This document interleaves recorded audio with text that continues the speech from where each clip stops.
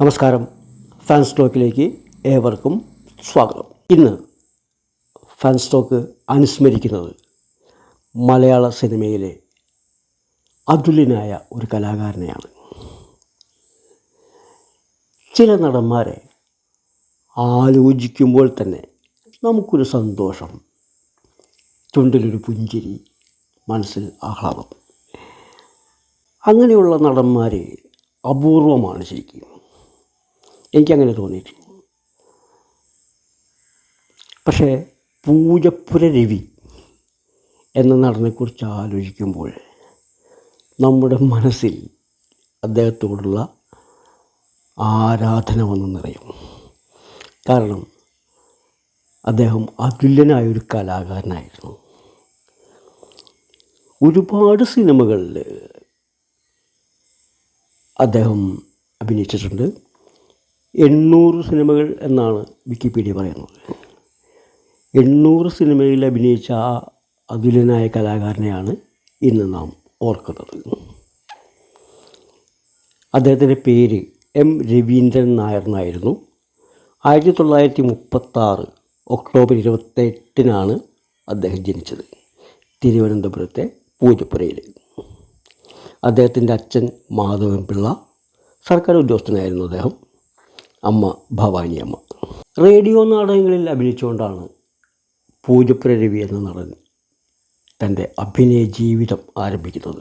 7ാം ക്ലാസ്സിൽ പഠിക്കുമ്പോൾ ആകാശവാണിയുടെ റേഡിയോ നാടകത്തിൽ അഭിനയിച്ചു.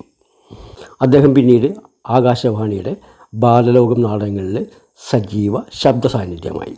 പിന്നീട് എസ്.എൽ. പുരം സദാനന്ദൻ്റെ ഒരാൾ കൂടി കള്ളനായി നാടകത്തിൽ ബീരാൻ കുഞ്ഞ് എന്നൊരു കഥാപാത്രത്തെ അവതരിപ്പിച്ചുകൊണ്ട് അദ്ദേഹം അരങ്ങിലെത്തി.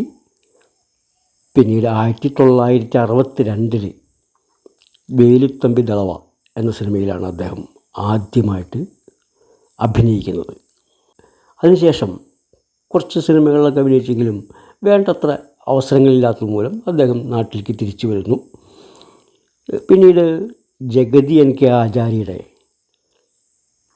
ഉപദേശപ്രകാരം നാട്ടിലെത്തി കലാനിലയം നാടകവേദിയിലെ നടനായിട്ട് അദ്ദേഹം മാറുകയാണ്. 10 വർഷം കലാനിലയം നാടകവേദിയിലെ നടനായി അദ്ദേഹം 4000-ഓളം സ്റ്റേജിൽ അദ്ദേഹം നാടകം കളിച്ചിട്ടുണ്ട്. കലാനിലയം കൃഷ്ണൻ നായരാണ് അദ്ദേഹത്തെ പൂജപ്പുര രവി എന്നാദ്യമായിട്ട് വിളിക്കുന്നത്. കായംകുളം കൊച്ചുണ്ണി, രക്തരക്ഷസ് എന്നീ നാടകങ്ങളിൽ അന്ന് കലാനിലയം നാടകവേദി, അതിനെക്കുറിച്ച് അറിയാമല്ലോ. കലാനിലയം നാടകവേദിയുടെ സൂപ്പർ ഹിറ്റ് നാടകങ്ങളാണ് അന്നത്തെ കായംകുളം കൊച്ചുണ്ണിയും രക്തരക്ഷസും. ആ നാടകങ്ങളിലാണ് അദ്ദേഹം അഭിനയിച്ചത്. ആ നാടകങ്ങളിൽ ഹാസ്യ നടനായും സ്വഭാവ നടനായിട്ടും അദ്ദേഹം അഭിനയിച്ചു. 1976 ഹരിഹരൻ സംവിധാനം ചെയ്ത അമ്മിണി അമ്മാവൻ എന്ന സിനിമയാണ് പൂജപ്പുര രവി എന്ന നടൻ്റെ തലവര മാറ്റി വരച്ചത്. അതിനുശേഷം മലയാള സിനിമയിൽ ഹാസ്യത്തിനൊരു പുതിയ ശൈലി പിറക്കുകയായിരുന്നു പൂജപ്പുര രവി എന്ന നടത്തിലൂടെ. 50 വർഷം മലയാള സിനിമയിൽ സജീവ സാന്നിധ്യമായിരുന്നു പൂജപ്പുര രവി. മലയാളത്തിലെ സൂപ്പർ താരങ്ങളായിരുന്ന സത്യൻ, നസീർ, ജയൻ, സോമൻ, സുകുമാരൻ, അങ്ങനെയുള്ള എല്ലാ ആദ്യകാല നടന്മാരും, പിന്നീട് മമ്മൂട്ടി, മോഹൻലാൽ, അതും കഴിഞ്ഞ് പൃഥ്വിരാജ്, ടൊവിനോ വരെയുള്ള എല്ലാ നടന്മാരുടെയും ഒപ്പം അദ്ദേഹം അഭിനയിച്ചു. പ്രിയദർശൻ്റെ നിരവധി സിനിമകളിൽ അദ്ദേഹത്തിൻ്റെ സാന്നിധ്യമുണ്ട്. മലയാളത്തിലെ ഒട്ടുമിക്ക സംവിധായകരുടെയും കൂടെ അദ്ദേഹം അഭിനയിച്ചിട്ടുണ്ട്. 50 വർഷം അഭിനയിക്കുക എന്ന് വെച്ചാൽ മലയാള സിനിമയിലെ ഏതാണ്ട് എല്ലാ സംവിധായകരുടെയും കൂടെ അദ്ദേഹം അഭിനയിച്ചു എന്ന് തന്നെ കണക്കാക്കാം. 2016 റിലീസായ ഗപ്പിയാണ് അദ്ദേഹത്തിൻ്റെ അവസാന ചിത്രം. ഞാൻ ഓർക്കുന്നത് കുയിലിനെ തേടിയിട്ട ഭാഗവതരി മറക്കില്ല അത്തരത്തിലുള്ള കഥാപാത്രങ്ങളൊക്കെ.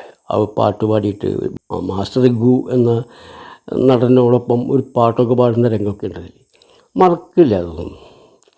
അതുപോലെ മുത്താരം കുന്ന് പിയ്യോ അല്ലെ ഫൽഗുന എന്നൊരു കഥാപാത്രം, കള്ളൻ കപ്പലിൽ തന്നെ ദിം തരികിടതവും, റൗഡി രാമു, മഴ പെയ്യുന്നു മദ്ദളം കൊട്ടുന്നു, ഇങ്ങനെയുള്ള സിനിമകളിൽ, പിന്നെ ജയൻ്റെ ഒരു സിനിമയിൽ, നായാട്ട് സിനിമയിൽ കഥയുടെ ഗതി മാറ്റുന്ന ഒരു കള്ളനായിട്ട്, അതായത് ജയനെ കൊടുക്കുന്ന ഒരു കള്ളനായിട്ട് വരുന്നത് ഇദ്ദേഹമാണ്. ചെറിയ റോളാണ്, പക്ഷേ ആ കഥ മാറ്റി എടുക്കുന്നത് പൂജപ്പുര രവി അവതരിപ്പിക്കുന്ന കഥാപാത്രമാണ്. കൂടുതലും ഇദ്ദേഹം ചെയ്തിട്ടുള്ളത് പട്ടര്, തിരുമേനി, വൈദ്യര്, സ്വാമി, അയ്യര്, ഇങ്ങനെ കുറേ കഥാപാത്രങ്ങളാണ് ഇദ്ദേഹം ഏറ്റവും കൂടുതൽ ചെയ്തിട്ടുള്ളത്. സത്യത്തിൽ അദ്ദേഹത്തെ ആ വേഷങ്ങളിൽ കാണാൻ തന്നെയായിരുന്നു ഒരു ഭംഗിയും. പിന്നെ പോലീസ് വേഷങ്ങൾ, കള്ളൻ വേഷങ്ങൾ, അങ്ങനെയുള്ള കഥാപാത്രങ്ങളൊക്കെ ആയിട്ട് അദ്ദേഹം വരുന്നത് ഞാൻ കണ്ടിട്ടുണ്ട് കുറേ സിനിമകൾ.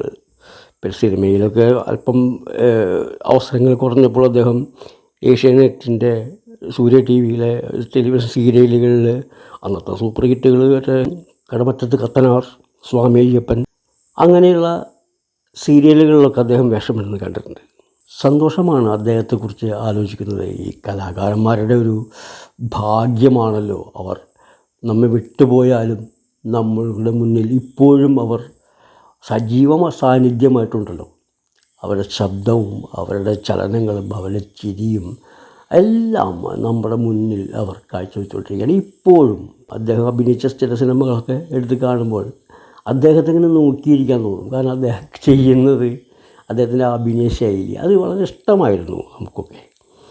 അദ്ദേഹം നമ്മെ വിട്ടുപോയത് 2023 ജൂൺ 18 വാർദ്ധക്യ സഹജമായ അസുഖങ്ങളാൽ അദ്ദേഹം 86-ാമത്തെ വയസ്സിലാണ് അദ്ദേഹം നമ്മെ വിട്ടുപോയത്.